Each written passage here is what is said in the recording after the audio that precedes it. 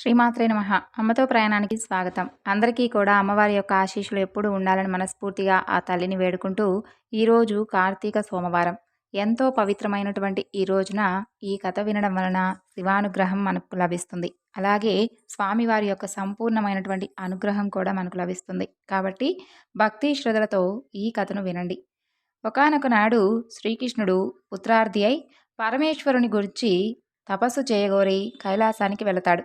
అక్కడ శ్రేష్టమైనటువంటి హిమవత్ పర్వత శిఖరంపై తపస్సు చేస్తూ ఉన్నటువంటి ఉపమన్యు మహర్షిని చూసి భక్తితో చేతులు జోడించి ప్రణామం చేసి వినయంగా ఇలా ప్రశ్నిస్తాడు. ఓ ఉపమన్యు, నీవు మహాప్రాజ్ఞుడవు, శివభక్తులలోనే అగ్రగణ్యుడవు. నేను పుత్రార్థిని అయి శివానుగ్రహాన్ని పొందగోరి ఇంతవరకు వచ్చాను. భక్తులకు సర్వదా ఆనందాన్ని కలిగించేటటువంటి పరమేశ్వరుని యొక్క మహిమను, తత్వాన్ని, నీ అనుభవాన్ని నీ యొక్క ముఖ కమలం నుండి శ్రవణం చేయాలి అని నేను ఉవ్విళ్ళూరుతూ ఉన్నాను. ఆ పైన నీవు చెప్పినటువంటి దానిని చక్కగా మనసుకు పట్టించుకొని పరమేశ్వరుని గురించి తపస్సుకు ఉపక్రమిస్తాను. శివానుగ్రహం లేనివాడు ఈ లోకంలో ఎట్టి అభ్యుదయాన్ని పొందలేడు కదా అని అడగగా, శ్రీకృష్ణుని యొక్క భక్తికి, వినయానికి ఎంతో సంతోషించి శివుణ్ణి మనసులోనే ధ్యానించి ఉపమన్యు మహర్షి ఇలా చెప్పసాగాడు.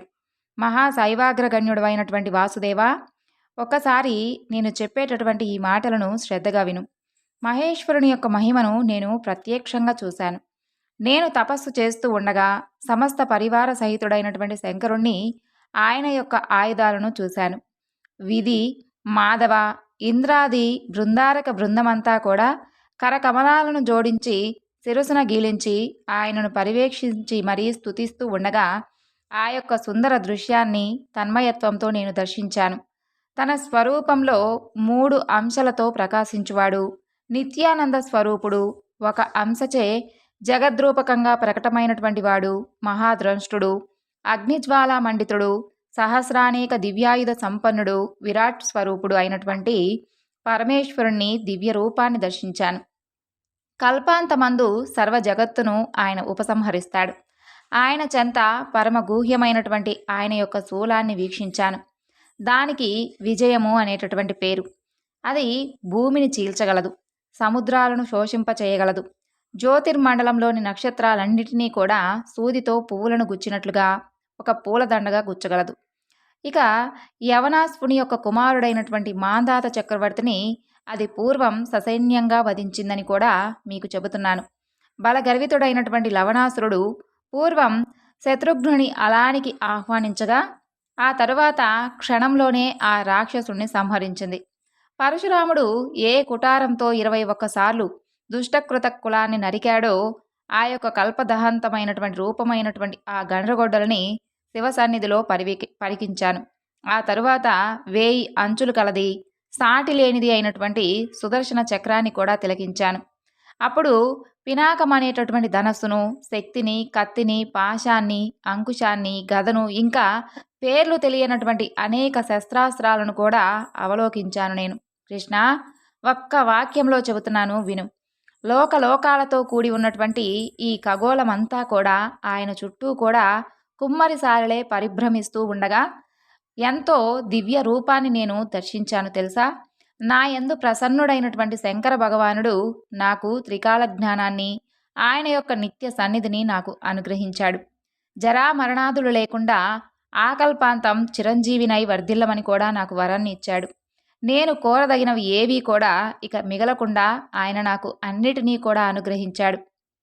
1000 ఏళ్ల ఆయన యొక్క ఈశత్వాన్ని నాకు అనుగ్రహించాడు. వాసుదేవా, భక్తవత్సలుడైనటువంటి పరమేశ్వరుడు నిన్ను కూడా తప్పకుండా అనుగ్రహిస్తాడు. ఆయనను గురించి తపస్సు చెయ్యి.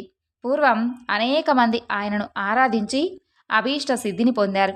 శివారాధన తపస్సును అనగా పాశుపత వ్రత దీక్షను నేను నీతో నడిపిస్తాను. ఉపమన్యు మహర్షి ఈ విధంగా పలికి గతంలో దేవదానవులలో, ఋషులలోనూ, ఋషి పత్నులలోనూ, చక్రవర్తులలోనూ, సామాన్యులలోనూ పరమేశ్వరుణ్ణి ఆరాధించి ఆయన యొక్క అనుగ్రహాన్ని పొందిన వారి యొక్క కథలన్నీ కూడా చెప్పాడు. ఆ తరువాత చెప్పి భుక్తి ముక్తిదాయకమైనటువంటి నమశివాయ మంత్రాన్ని ఉపదేశించి శ్రీకృష్ణునికి దీక్షను ఇచ్చాడు. మాధవుడు తన యొక్క కాలి బొటన వేలిపై శరీరం బరువును ఉంచి 16 మాసాలు పరమేశ్వరుని గురించి తపస్సు చేశాడు. ఆయన నిష్టకు ఎంతో సంతోషించినటువంటి పరమేశ్వరుడు పార్వతీ సహితుడై దర్శనమిచ్చి ఎట్టి దుర్లభమైనటువంటి వరాలనైనా కానీ కోరుకోమని పలకగా అప్పుడు శ్రీకృష్ణుడు ఇలా ప్రార్థించాడు. ఓ దేవదేవా, మహాదేవా, నా యందు నీవు ప్రీతుడవైనచో 8 వరాలను నాకు అనుగ్రహించు. నిత్యము కూడా శివధర్మమునందు నా బుద్ధి నిలుచుగాక. శాశ్వతమైనటువంటి కీర్తి కలుగునుగాక. స్థిరమైనటువంటి నీ సన్నిధి నాకు లభించునుగాక. నీ యందు నిత్య భక్తి సిద్ధించునుగాక. నా కుమారులు అందరికీ కూడా ఒక్కొక్కరకు 10 మంది పుత్రులు కలిగి నా వంశం తామర తంపరయై వర్ధిల్లుగాక. నా శత్రువులు సంగ్రామ రంగంలో వధింపబడుదురుగాక. నాకు శత్రువుల వలన అవమానం కలగకుండునుగాక. నేను యోగులందరికీ కూడా ప్రియాతి ప్రియమైన వాడును అగుదుగాక. శూలపాణి అయినటువంటి శంకరుడు వాటన్నిటికీ కూడా తదాస్తు అని పలికి ఇంకా ఇలా అన్నాడు. కృష్ణ, నీకు నా యొక్క అనుగ్రహంచే పరాక్రమశాలి అయినటువంటి కుమారుడు జన్మించగలడు. అతనికి సాంబుడు అని నామకరణం చెయ్యి. ఆ కుమారుడు పూర్వజన్మలో ప్రళయకాలమందలి ఆదిత్యుడు. మునులు అతనిని మనుష్యుడవు కమ్ము అని శపించిన కారణంగా అతను నీకు పుత్రుడుగా జన్మించబోతున్నాడు అని ఈ విధంగా పలికి శంకరుడు విరమించాడు. అంతటా పార్వతీదేవి కృష్ణుని యొక్క కృపా తరంగితాపాలనం లోకానికి తెలియజేసి సుధామధురంగా ఇలా పలికింది. ఓ వాసుదేవా, నీ యొక్క ఈశ్వర భక్తికి తపస్సుకు నేను కూడా సంతోషించాను. నా నుండి కూడా నీకు దుర్లభమైనటువంటి వరాలను పొందేలాగా వరాన్ని అనుగ్రహిస్తున్నాను. దానికి గోవిందుడు ఆనందించి భుక్తియుక్తుడై ఇలా అన్నాడు. జగన్మాత, నీ దయకు నేను కూడా పాత్రుడయ్యాను. అదే 10,000. అయినా వరాలకు ధనార్జనకు ఇక చాలు. చాలు అనేది ఏదీ కూడా ఉండదు కదా. నాకు ఎన్నడైనను బ్రాహ్మణులపై ద్వేషం కలగకుండునుగాక. సర్వకాల సర్వావ్యస్తలయందు బ్రాహ్మణ భక్తి స్థిరమై నిలుచునుగాక. మంగళకరమైనటువంటి గోబ్రాహ్మణ సేవను సర్వదా చేసేదనుగాక. నా తల్లిదండ్రులు సంతోషంతో ఉండురుగాక. సర్వ ప్రాణుల యందు నేను అనురాగాన్ని కలిగి ఉండునుగాక. మీ ఆది దంపతుల యొక్క దర్శన భాగ్యంచే నా వంశంలో యోగ్యమైనటువంటి సంతానం కలుగునుగాక. ఇక నేను 100 యజ్ఞములను చేసి ఇంద్రుణ్ణి దేవతలను సంతోషపెట్టుదునుగాక. నేను ఇంటిలో సర్వదా యతులకు అతిథులకు శ్రద్ధచే పవిత్రమైనటువంటి భోజనాన్ని సమర్పించెదనుగాక. నేను స్త్రీ జనోద్ధారకుడు అవుదునుగాక. నాకు అందరి యందు సమభావం ఉండుగాక. మీ దంపతులు నాకు సర్వదా రక్షకులై ఉండురుగాక అని ఈ విధంగా ప్రార్థించినటువంటి శ్రీకృష్ణుణ్ణి అన్ని విధాలా అనుగ్రహించి అంతర్ధానమయ్యారు ఆ ఆది దంపతులు. వాసుదేవుడు సఫల మనోరథుడై ఉపమన్యు మహర్షికి కృతజ్ఞతలు వెల్లడించి ఆయన నుండి సెలవు తీసుకొని మనసులోనే శివ సహస్రనామాలను పఠిస్తూ ద్వారకను చేరి ఇష్టకథా వినోదాలతో సుఖంగా ఉన్నాడు. ముల్లారా, ఈ యొక్క సర్వ జగత్తు ఈశ్వర మాయచే కప్పబడి ఉంది. 8 విధాలైనటువంటి పుట్టుక కలిగినటువంటి దేవజాతులు, ఒకే ఒక విధానంలో పుట్టుక కలిగినటువంటి మనుష్య జాతి, 5 విధాలుగా పుట్టుక కలిగినటువంటి పశుపక్షాదులు కూడా మొత్తం 14 విధాలైనటువంటి పుట్టుకలు ఉన్నాయి. ఆ జీవులన్నీ కూడా శివుని నుండి ఉత్పన్నమవుతూ ఉంటాయి. తిరిగి మరలా ఆయనలోనే నిలీనమవుతాయి. ఆయన యొక్క మాయను ఎవ్వరూ కూడా దాటలేరు. ఓ మహర్షులారా, శివమాయా ప్రభావంచే లోకపాలకుడైనటువంటి విష్ణువు కామమోహితుడై పరకాంతా సంక్తిచే శాపగ్రస్తుడయ్యాడు. ఆ తరువాత ఒకానొక నాడు నారదుడు తన తండ్రిని సమీపించి, శంకరుడు కైలాసానికి ఎప్పుడు వెళ్ళాడు? కుబేరునితో స్నేహం ఏ విధంగా కలిగింది? పరిపూర్ణుడైనటువంటి పరమేశ్వరుని యొక్క లీలా విశేషాలు ఏమిటి చెప్పవలసింది అని కోరగా, అందుకు బ్రహ్మ చెప్పినటువంటి ఒక ముఖ్యమైనటువంటి కొన్ని శివలీలల గురించి వివరిస్తాను వినండి అని సూత మహర్షుల వారు శౌనకాది మునులకు వివరిస్తున్నాడు. కాంపిల్య నగరంలో సోమయాజీ కులోద్భవుడైనటువంటి యజ్ఞదత్తుడు అనేటటువంటి దీక్షుడు ఒక ఆయన ఉండేవాడు. ఆయన స్వయంగా యజ్ఞదీక్షను స్వీకరించినటువంటి సోమయాజి. అంతేకాదు, శ్రవత కలాపమందు అలాగే బహుప్రజ్ఞావంతుడు, వేదాంగ పారాంగతుడు, రాజమాన్యుడు, వదాన్యుడు, కీర్తిభాజనుడు అయినటువంటి నిత్యాగ్నిహోత్రి సుందరుడు. ఆ యజ్ఞదత్తునికి గుణనిధి అనేటటువంటి ఒక కుమారుడు ఉన్నాడు. తండ్రి అతనికి 8వ ఏటనే ఉపనయనం చేశాడు. రాజకార్య నిమగ్నుడైనటువంటి తండ్రి కుమారుణ్ణి విద్యా వ్యాసంగాన్ని మాత్రం ఎప్పుడూ పట్టించుకోలేదు. ఫలితంగా దుష్ట సాంగత్యం వలన గుణనిధి యూత క్రీడాపరాయణుడయ్యాడు. అయితే తల్లితో మాయమాటలు చెబుతూ ఆమె నుండి సంగ్రహించినటువంటి కొంత ధనంతో జూదమాడుతూ ఉండేవాడు. ఆ వ్యామోహంలో దుర్జన సాంగత్యం చేసి స్నాన సంధ్యాదుష్టాలను కూడా విసర్జించాడు. అంత మాత్రమే కాకుండా నీచమైనటువంటి సాంగత్యం వలన కలిగినటువంటి తుచ్చ సంస్కారంతో వేదశాస్త్ర దేవ బ్రాహ్మణుడైనటువంటి కొంతమంది బ్రాహ్మణులను కూడా నిందిస్తూ ఉండేవాడు. శృతి విహిత ధర్మాలను విడిచి నిరంతరము గీతవాద్యాగోష్ఠులతో కాలం వెళ్లబుచ్చుతూ వేశ్యాలోలుడయ్యాడు. నటులు, పాషాండులు, బండులు వీరందరూ కూడా వారితో కలిసి కాలయాపన చేస్తూ ఉండేవాడు. ఇంట్లో మాత్రం తండ్రి లేనప్పుడు కుమారుని లాలించి హితోక్తులు చెప్తూ ఉండేది తన తల్లి. అయితే గుణనిధికి 16 సంవత్సరాల ప్రాయం వచ్చేసరికి తండ్రి స్నాతక సంస్కారాదులను జరిపి వివాహం జరిపించాడు. అయితే వివాహం తరువాత కూడా గుణనిధి యొక్క ప్రవర్తనలో మార్పు రాలేదు. ఒక రోజున తల్లి గుణనిధిని కూర్చుండబెట్టి స్నేహార్థ హృదయంతో మృదువైనటువంటి వాక్కులతో నయంగాను భయంగాను ఇలా హితవు చెప్పింది. కుమారా, నీ తండ్రి కోపిష్టి. ఈ చేష్టలు కట్టిపెట్టు. నీ విషయం ఆయనకు కనుక తెలిస్తే నిన్ను నన్ను ఇద్దరినీ కలిసి దండిస్తాడు. కాబట్టి ఏదో ఇప్పటి వరకు ఆయనకు తెలియకుండా కప్పిపెడుతూ వస్తూ ఉన్నాను. ఫస్టా, నీ తండ్రి ధనం చేతనే కాకుండా కేవలం సదాచారం వల్లనే లోకపూజ్యుడయ్యాడు. బ్రాహ్మణునికి సద్విద్య, సాధు సంగమం ఈ రెండిటినీ మించినటువంటి ధనం లేదు. విప్రునికి ఆస్తి విద్యయే. నీకు వీటి యందు ప్రీతి పుట్టకపోవడానికి అసలు కారణం ఏమిటి? నీ పూర్వీకులు తాత ముత్తాతలు మంచి శ్రోత్రియులు, దీక్షితులు, సోమయాజులు కూడాను. లోకంలో మన యొక్క కుటుంబానికి ఉన్నటువంటి పేరు ప్రతిష్టలను పాడు చేయవద్దు. దుష్ట సాంగత్యాన్ని వదిలిపెట్టు. సాధు సంగతిని అలవర్చుకో. సద్విద్యలయందు మనసు పెట్టు. బ్రాహ్మణాచారాలను పాటిస్తూ ఉండు. తండ్రికి తగినటువంటి కొడుకు అని అనిపించుకో. నీకు 19 సంవత్సరాలు. నీ భార్యను చూడు, 16 సంవత్సరాల యువతి, ఉత్తమురాలు. మీ మామగారు, మేనమామలు సర్వత్రా గుణశీలవంతులు. అలాగే మీ తండ్రి గారి శిక్షలను కూడా ఒక్కసారి చూడు. వారెంత వినయంగా, ఎంతో వినయమైనటువంటి సంపన్నులో. నీ విషయం గనక రాజుగారికి తెలిస్తే మీ నాన్నగారి యొక్క దీక్షితత్వాన్ని తీసేస్తారు, అలాగే శిక్షిస్తారు కూడాను. అప్పుడు మనకు పూట గడవడం కూడా కష్టమైపోతుంది. ఈ విధంగా తల్లి ఎంత బోధించినా కూడా గుణనిధి యొక్క ప్రవర్తన మాత్రం మార్చుకోలేకపోయాడు. ఇంట్లో ఉన్నటువంటి వస్తువులన్నిటినీ కూడా క్రమంగా జూడగాళ్లకు అర్పిస్తూ ఉండేవాడు.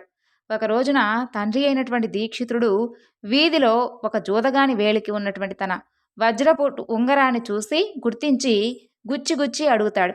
అసలు ఇది నీ వద్దకు ఎలా చేరింది అని చెప్పి అడగగానే ఆ విధంగా అడిగినటువంటి అతనిని, ఓ దీక్షిత స్వామి, దీనిని నేనేమీ కూడా చౌర్యం చేయలేదు. నీ కొడుకు దీనిని జూదంలో పోగొట్టుకున్నాడు. ఇదొక్కటే కాదు, ఇంకా చీరలు, సొమ్ములు చాలా ఉన్నాయి. ఆ వరుసలో ఈ నగరంలో అతనితో సమానమైనటువంటి జూదగాడు ఇంక ఎవ్వరూ కూడా లేడు. నీతో సమానమైనటువంటి శ్రోత్రియుడు లేడు. అసలు ఈ విషయం నీకిప్పటి వరకు తెలియలేదు అని అంటేనే నాకు ఆశ్చర్యంగా ఉంది. మొదటిసారిగా తన కుమారుని యొక్క దుష్ట ప్రవర్తనను గురించి ఒక జోదరి నోటి వెంట విన్నటువంటి ఆ దీక్షితుడు సిగ్గుతో తలను భుజాలను కూడా వంచుకొని ఉత్తరీయంతో శిరస్సును కప్పుకొని వడివడిగా అడుగులు వేసుకుంటూ ఇంటికి చేరుకున్నాడు. ఇంటికి చేరి భార్యను పిలిచి ఇలా అన్నాడు. ఓసి సోమిదేవమ్మ, ఇలా రా. గుణనిధి అయినటువంటి నీ కొడుకెక్కడా? సరే, ఆ భ్రష్టుడితో నాకేం పనిలే, కానీ రాజుగారు నాకు ఇచ్చినటువంటి రత్నాంగుళీయకాన్ని తైలాభ్యంగన వేల చిరునవ్వులు చిలికిస్తూ మరీ గిలిగింతలు పెట్టి తీసుకున్నావు కదా, ఏది ఇలా ఇవ్వు. ఆ రోజున నేను చాలా జాగ్రత్తగా భద్రపరుస్తాను అని చెప్పి తీసుకున్నావు కదా, గుర్తుందా? ఏది ఆ ఉంగరం? ఇప్పుడు ఎక్కడ ఉంది? వెంటనే వెళ్ళి తీసుకొనిరా. ఆ మాటలు విన్నటువంటి సోమిదేవమ్మ భయపడిపోయి పైకి గాంభీర్యాన్ని నటిస్తూనే ఇలా అంటుంది. నెత్తి మీద సూర్యుడు నిప్పులు కక్కుతూ ఉన్నాడు. మధ్యాహ్నం 12 గంటలైంది. స్నానానికి ఏర్పాట్లు చేశాను. ముందు స్నానం చేసి అనుష్ఠానం తీర్చుకొని భోజనం చేయండి. ఆ ఉంగరాన్ని ఎక్కడో కానీ భద్రపరిచి దాచిపెట్టి ఉంచాను. వెళ్ళి వెతుకుతాను. ఇప్పుడు దానికేం తొందర లేదులే అని చెప్పి అంటుంది. కొడుకు చెడు నడతను ఇంకా కూడా కప్పిపెడుతూ ఉన్నటువంటి తల్లి అవివేకపు పలుకులకు ఆగ్రహోదక్తుడైనటువంటి ఆ దీక్షితుడు ఒక్కసారిగా శిఖను జోడించి పంచ పైకగట్టి ఉత్తరీయాన్ని దులిపి మొలకు చుట్టి యజ్ఞోపవీతాన్ని సవరించి దక్షిణ బాహువును పైకెత్తి అంగుళీ స్ఫోటనం చేసి సోమదేవమ్మ వైపు తిరిగి చూస్తూ తర్జనితో నిర్దేశించి కండ్ల మెరుపులు కురియా పండ్లు పటపటా కొరుకుతూ భార్యతో ఇలా అంటాడు. ఓ సోమిదేవమ్మ, చాలు, నీ మాయమాటలు ఇక కట్టిపెట్టు. వాడి గురించి నేను అడిగినటువంటి ప్రతిసారి కూడా నువ్వు అసత్యాన్నే పలుకుతూ వస్తున్నావు. కానీ హంసల బారు అంచు, మామిడి చిగురు రంగు పైటంచు, జలతారు పట్టుచీర ఇవన్నీ కూడా ఏవి? రాళ్ళు పొదిగినటువంటి బంగారు గిన్నె ఎక్కడ? 3 పేటల పట్టుతో నేసినటువంటి నా పట్టుపంచ ఏది? ఏ జోదరి కట్టుకుంటున్నాడో ఏమిటో? దక్షిణ దేశం నుండి తెచ్చినటువంటి ఇత్తడి పాత్ర, గౌడ దేశం నుండి తెచ్చినటువంటి రాగి పాత్ర ఇవన్నీ ఎక్కడ ఉన్నాయి? జీవకళలు ఉట్టిపడేటటువంటి దంతపు బొమ్మ ఏ వేశ్యా మందిరంలో ఉంది? అవన్నీ సరే, వివాహ సమయంలో నీ వేలికి అలంకరించినటువంటి రత్నాంగుళీయకం తెచ్చి చూపించు. కులస్త్రీవైనటువంటి నీపై కోపించడం తగదు. ఇక కుపుత్రత్వం కంటే కూడా అపుత్రత్వమే మేలు. నీళ్లు తీసుకొనిరా. వాడికి నువ్వులు నీళ్లు ఇప్పుడే వదిలివేస్తున్నాను. వాడు ఇక నా కొడుకు కాదు. నీవు నా సహధర్మచారిణివి కావు. పునర్వివాహం చేసుకున్నాకే నా భోజనం. ఈ విధంగా పలికి ఆ తరువాత స్నాన సంధ్యానుష్ఠానాలను నెరవేర్చి ఆ రోజునే మరొక శ్రోతి అయినటువంటి కుమార్తెను వివాహమాడి వైదిక ధర్మానుష్ఠాన తత్పరుడయ్యాడు యజ్ఞదత్తుడు. తీవ్రమైనటువంటి ఆగ్రహంతో అలా శపథం చేసినటువంటి తండ్రిని చూసి భయపడిపోయినటువంటి దీక్షిత పుత్రుడు ఇల్లు విడిచి ఉత్తర దిక్కుగా బయలుదేరాడు. ఉత్తరీయంతో శిరస్సు కప్పుకొని నడక సాగిస్తూ తనలో తాను ఇలా మదన పడుతూ ఉన్నాడు. ఆహా, ఏం ఆశ్చర్యం! దీక్షిత వంశంలో పుట్టినటువంటి నాకు ఈ వ్యసనాలు ఎలా అంటుకున్నాయి? నా వద్ద ధనం లేదు. పోనీ విద్యాగంధం ఉందా అంటే అది ముందే లేదు. దేశాంతరం ముందున్నటువంటి వాడికి విద్య ఉత్తమమైనటువంటి స్నేహితుడు కదా. ధనహీనునికి సుఖాలు ఆమడ దూరంలో ఉంటాయి. గమ్యం లేనటువంటి ఈ నడక ఎంతవరకు పోగలను? ఇలా మనసులో కుమిలిపోతూ కొన్ని రోజులు నడుస్తూ ఉన్నాడు. ఒక రోజున తన యొక్క దుస్థితికి చింతిస్తూ నడక సాగిస్తూ ఉండగా ఇంతలో సూర్యాస్తమయం కావచ్చింది. దూరంగా శివాలయ గోపురం కనిపిస్తుంది. వడివడిగా నడిచి ఆలయం వద్దకు చేరుకొని చెరువు కట్టు మీద ఉన్నటువంటి చెట్టు కింద కూలబడతాడు. తెలియకుండానే కునుకు పట్టేస్తుంది. తెల్లవారిపోతుంది. ఆ రోజు శివరాత్రి. హరహర మహాదేవ శంభో శంకర అంటూ చుట్టుపక్కల ఉచ్ఛ్వైస్వరంతో శివనామస్మరణ చేస్తూ ఉన్నటువంటి భక్తుల కోలాహలంతో ఆ ఆలయ ప్రాంగణం అంతా కూడా ప్రతిధ్వనిస్తూ ఉంటుంది. పొద్దు కలకలలాడుతూ ఉంది. గుణనిధి కడుపులో ఆకలి కొరకొరలాడుతూ ఉంది. అప్పుడు ఇలా అనుకుంటాడు. ఇంట్లో ఉన్నప్పుడు అమ్మ కడుపు తడిపి మరీ పొద్దున్నే వడపిండిలతో పెరుగన్నం పెట్టేది. ఇప్పుడు ఎవరు పెడతారు? లోకంలో అమ్మ వంటి వస్తువు మరొకటి లేదు కదా. ఇలా అమ్మ చేసినటువంటి ఉపచారాలను స్మరించుకుంటూ తన వంటి సోమరిపోతులు ఈ లోకంలో సుఖంగా బ్రతకకుండా ఆకలిని సృష్టించినటువంటి ఆ యొక్క బ్రహ్మ అపచారాన్ని నిందిస్తూ తదేక ధ్యానంతో చింతిస్తూ ఉన్నటువంటి గుణనిధికి నానా రకాల గుమగుమ వాసనలన్నీ కూడా నాసాపుటాలకు సోకుతాయి. కళ్ళు తెరిచి చూసేసరికి ఒక పరమ మహేశ్వరాచార సంపన్నుడు స్వజనంతోనూ పరిచారకులతోనూ కలిసి అనేకమైనటువంటి మధుర భక్ష్యాలను శివ నైవేద్యంగా నిమిత్తం కోసం తీసుకుని వెళుతూ కనిపిస్తాడు. ఇక నివేదనాంతరం శివభక్తులు నిద్రించగానే ఆ వంటకాలను పరిగ్రహించవచ్చు కదా అని చెప్పి ఆశించి శివాలయ గర్భగుడి ద్వారం దగ్గర ఉన్నటువంటి ఒక భక్తుడిలాగా శివనామస్మరణ చేస్తూ అక్కడ పూజ అయ్యే వరకు చూస్తూ కూర్చొని ఉంటాడు. తర్వాత వివిధ నృత్య గీతాలతో పరమేశ్వరుణ్ణి ఆరాధించి మహానివేదనాంతరం భక్తులందరూ కూడా అలసిపోయి నిద్రిస్తూ ఉంటారు. అదే అదునుగా భావించినటువంటి గుణనిధి గర్భగుడిలోకి ప్రవేశించి మందప్రభతో వెలుగుతూ ఉన్నటువంటి దీపకాంతుల మధ్య భక్ష్యాలను గుర్తించలేక ఉత్తరీయాన్ని చించి అంచున ఒత్తిగా చేసి దీపం యొక్క ప్రకాశాన్ని పెంచి భక్ష్యాలను ఏరి కొంత తిని కొంత మూట కట్టుకొని త్వరగా బయటకు వెళుతూ ఉండగా చీకట్లో కాలు తగలగా నిద్రిస్తూ ఉన్నటువంటి ఒక వ్యక్తి లేచి దొంగ దొంగ అంటూ పెద్దగా అరుస్తాడు. ఆ అరుపుకు అక్కడ ఉన్నవారందరూ కూడా లేచి అతన్ని పట్టుకొని గట్టిగా మొత్తుతారు. దెబ్బలకు తాళలేక ప్రాణాలను విడిచాడు దీక్షిత పుత్రుడైనటువంటి గుణనిధి. అతనిని యమలోకానికి తీసుకుని వెళ్ళేటటువంటి నిమిత్తం అక్కడకు యమభటులు వస్తారు. అంతలో చిరుగంటల మాలలు చేతిలో త్రిశూలాంగాల శివగణాలు అక్కడ సాక్షాత్కరిస్తాయి. వర్ణాశ్రమాచార ధర్మాలను తప్పి లోకహీనుడై సంచరించినటువంటి పుణ్యపాప వివక్ష లేనటువంటి ఈ మూర్ఖుడు యమదండనకు అర్హుడు అంటూ యమభటులు శివగణాలతో వాదిస్తారు. దానికి ప్రత్యుత్తరంగా శివదూతలు ఈ విధంగా బదులిస్తారు. ఓ యమకింకరులారా, సూక్ష్మమైనటువంటి శివధర్మాలను వివరిస్తాం వినండి. ఇతను శివరాత్రి నాడు ఉపవాసం ఉండి జాగరణ చేశాడు. శివనామస్మరణ చేస్తూ శివపూజను కల్లారా చూశాడు. అలాగే దీపాన్ని వెలిగించాడు. శివప్రసాదాన్ని తిన్నాడు. ఈ కృత్యాలను ఆచరించినటువంటి ఎవరైనా సరే శివ సాలోక్యాన్ని పొందగలడు. ఇతను కొంతకాలం శివలోకంలో ఉండి ఆపై పుణ్యఫలంచే కళింగరాజుగా జన్మిస్తాడు. ఇక పోండి, ఈ విషయాన్ని మీ ఏలికకు వివరించండి అని చెప్పి వారు చెప్పగా ఆ మాటలకు బదులాడలేక యమదూతలు వెళ్ళి యమునకు విన్నవించగా యముడు ఇలా అంటాడు, భటులారా, మీరు శివభక్తుల జోలికి వెళ్ళకండి. విభూదితో త్రిపుండ్రాలను ధరించిన వారిని, శరీరం అంతా కూడా భస్మం పూసుకున్న వారిని, రుద్రాక్ష జటాధారులను, శివ వేషధారులను మీరు యమలోకానికి తీసుకొని రాకండి. ముల్లారా, ఇది శివభక్తి యొక్క మహిమ. ఆ తరువాత కథను చెబుతున్నాను వినండి అంటూ సూతుడు ఇలా చెప్పసాగాడు. ఈ విధంగా శివలోక ప్రాప్తిని పొందాడు గుణనిధి. అక్కడ శివగణాలతో కలిసి శివ పార్వతులను చక్కగా సేవించి కొంతకాలం తరువాత అరిందముడు అనేటటువంటి పేరు కలిగినటువంటి కళింగరాజుకు కుమారుడై జన్మించాడు. అతని పేరు దముడు. పూర్వజన్మ సంస్కారం చేత బాల్యం నుండే శివభక్తి అలవడింది. అతను రాజ్యాధికారాన్ని పొందగానే రాజ్యం అంతా కూడా శివధర్మాలను ప్రచారం చేసి అనేకమైనటువంటి నూతన శివాలయాలను కూడా నిర్మించాడు. వాటిలో నిత్య ధూపదీప నైవేద్యాలకు తగినటువంటి ఏర్పాట్లు కూడా చేశాడు. బ్రతికి ఉన్నంత వరకు శివభక్తి తత్పరుడై పూర్ణ జీవితాన్ని అనుభవించినటువంటి దముడు మరణానంతరం రత్నదీపకాంతులకు నిలయమైనటువంటి అలకా నగరానికి ప్రభువై కుబేరుడు అనేటటువంటి నామంతో దిక్పాలకుడయ్యాడు. సూతుడు ఇంకా ఇలా అంటున్నాడు, ముల్లారా, కుబేరునికి పరమేశ్వరునితో అసలు మైత్రి ఎలా కలిగిందో ఆ వృత్తాంతాన్ని చెబుతాను వినండి.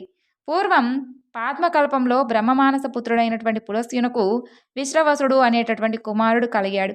అతనికి వైశ్రవణుడు అంటే కుబేరుడు అని పేరు. అతను తన తపస్సుచే పరమేశ్వరుని మెప్పించి విశ్వకర్మ నిర్మితమైనటువంటి అలకాపురికి రాజై దానిని పాలించాడు. పాద్మకల్పం గతించి మేఘవాహన కల్పం రాగా యజ్ఞదత్తుని కుమారుడైనటువంటి గుణనిధి కుబేరుడై అలకాధిపతి అయ్యాడు.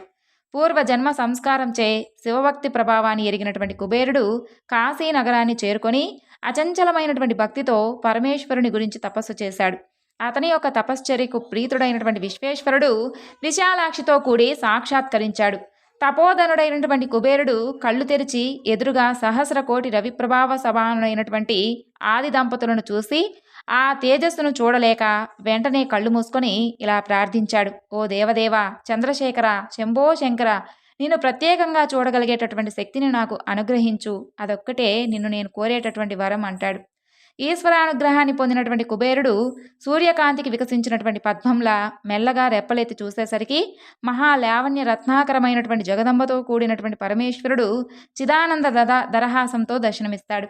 లోకనాథుని చెంత రాకాచంద్ర జోష్ణ పరిహాసమైనటువంటి దరహాస వదనంతో నిలిచినటువంటి ఉమాదేవిని దర్శించి కుబేరుడు ఇలా అనుకుంటాడు, ఆహా, ఏమా రూప సౌందర్యం, ఏమి ప్రేమ సౌభాగ్యం, ఏమా శోభ, ఏమి ఆ నయనద్యుతి. ఇలా శివకామిని సౌందర్యాన్ని సందర్శించి మితిమీరి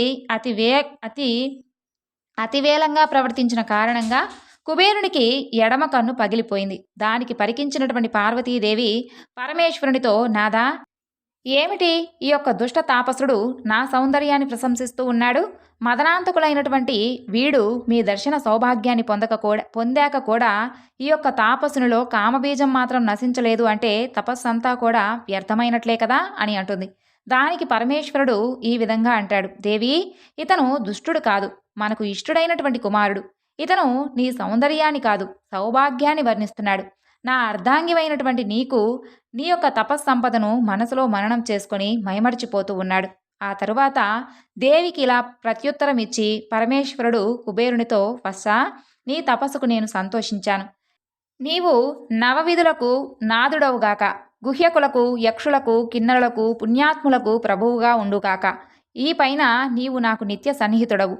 నేను నీకు సన్నిహితంగా అలకా నగరానికి సమీపంగా ఉంటాను. లోకపావని అయినటువంటి ఈమె నీ తల్లి, ఆమె పాదాలకు నమస్కరించు అని దయతో ఆజ్ఞాపించగానే కుబేరుడు ఆమె పాదాలపై పడ్డాడు. సుప్రసన్నమైనటువంటి మనస్కురాలైనటువంటి ఆ తల్లి కుబేరునితో, పశ్చా, నిరంతరం నీకు మా యందు భక్తి వర్ధిల్లునుగాక. ఆపై ఎర్రని ఒకే నేత్రం కలవాడు అవుదుగాక. నా యందు ఈర్ష్యను పొందేవు కాబట్టి కుబేరనామంతో ప్రసిద్ధువవుగాక అని పలికింది.